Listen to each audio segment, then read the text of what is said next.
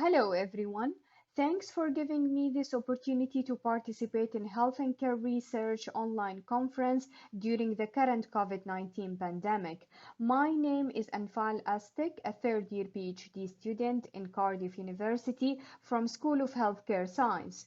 Today, I'm going to present briefly about my PhD project, which titled Evidence-Based Model for the Development of Immersive Virtual Reality Intervention for Chronic Low Back Pain, supervised by Dr. Valerie Sparks and Dr. Leba Sharon. So, in this presentation, I will start with a brief background about the topic, following by the research question and the aim, and also the framework that I have used to build the project. Then I will look at the method and finally the preliminary result.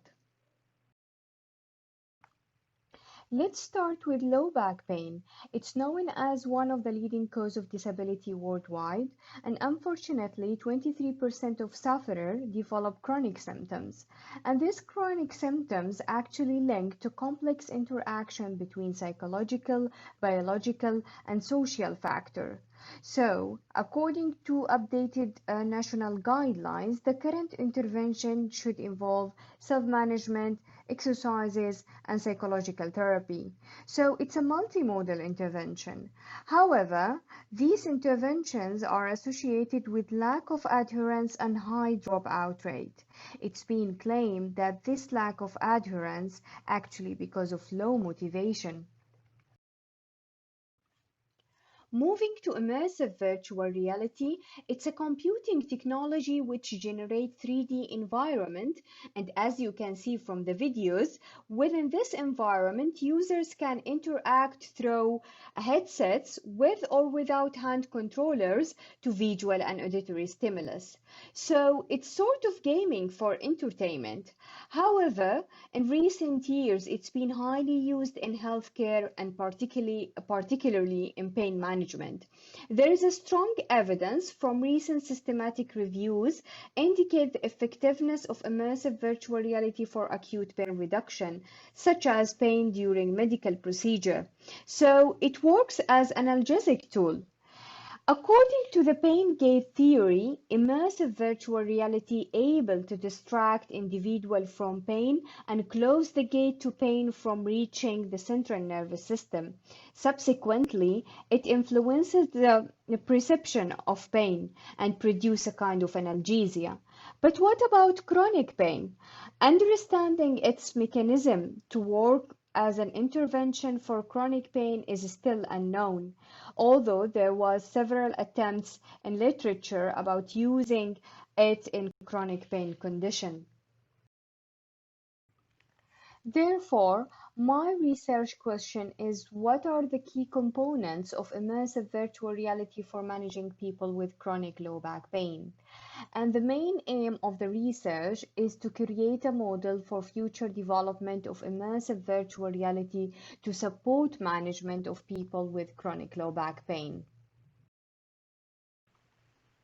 So in order to do that, I used the Medical Research Council framework as a sort of guidance for this project.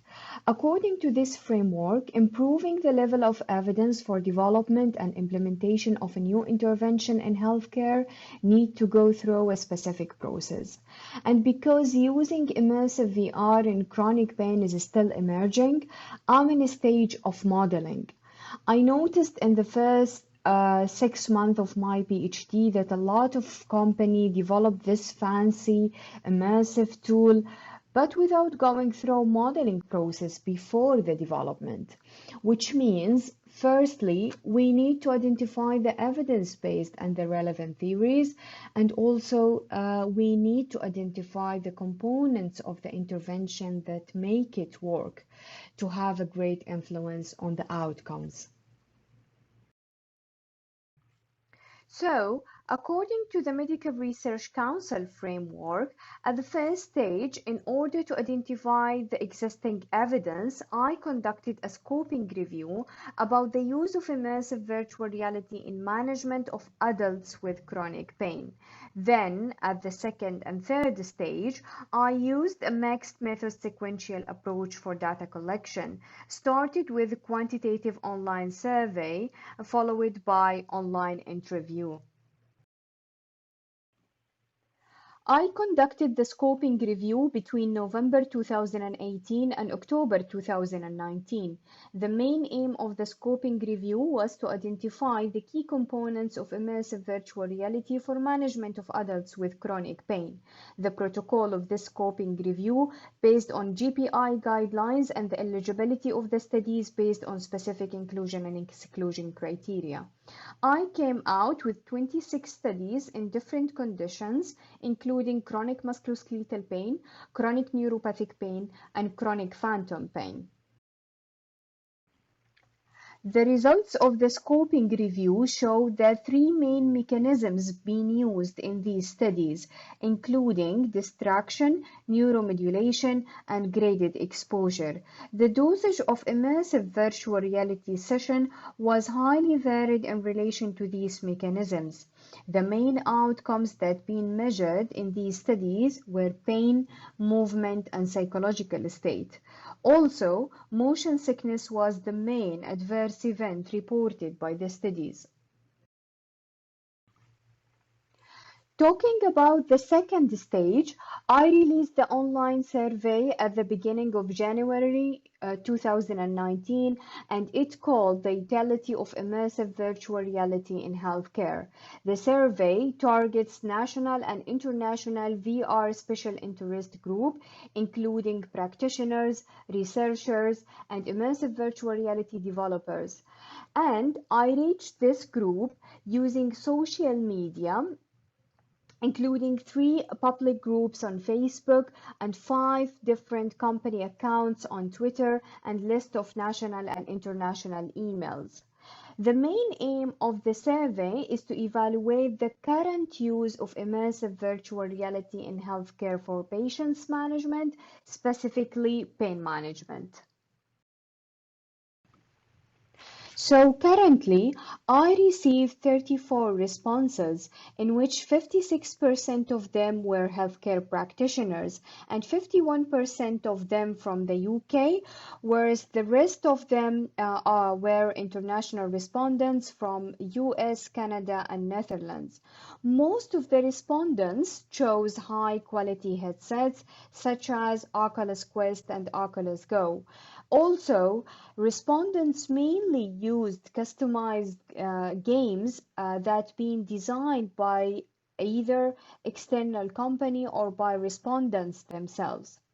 The content of VR that been highly used was relaxing content with 72% and cognitive and active content with 33%. Most of the respondents use immersive virtual reality for 15 to 20 minutes, and also the targeted outcomes were pain, emotional states such as anxiety, and function. Interestingly, the top-ranked facilitators of immersive VR use were users' motivation and bespoke games.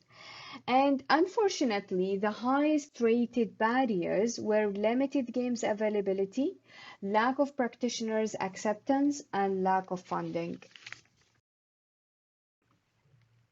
Then, at the third stage, which is currently in progress, I'm contacting every respondent who use immersive virtual reality in chronic pain management, specifically low back pain, to participate in online interview. I'm aiming to conduct 8 online interviews, and currently I'm done with 4 interviews.